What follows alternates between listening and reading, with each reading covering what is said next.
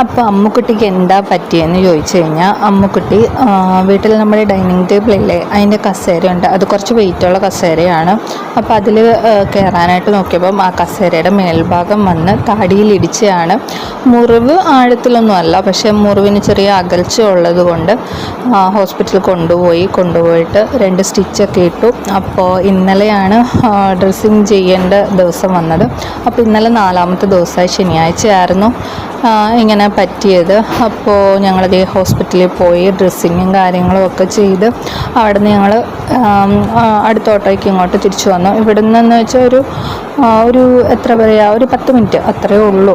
അപ്പോൾ സഹൃദയ എന്ന് പറഞ്ഞൊരു ഹോസ്പിറ്റലാണ്. നേരത്തെ അവൾക്ക് ഇവിടെ ഇങ്ങനെ വരുന്ന സമയത്ത് എന്തെങ്കിലും പനിയോ കാര്യങ്ങളൊക്കെ വരുമ്പോൾ ആ ഹോസ്പിറ്റലിൽ കൊണ്ടുപോകാറുള്ളത് കൊണ്ട് തന്നെ അവിടുത്തെ കാർഡും കാര്യങ്ങളും ഉണ്ടായിരുന്നു. അതുകൊണ്ട് തന്നെ അങ്ങോട്ട് തന്നെ കൊണ്ടുപോയി വേഗം.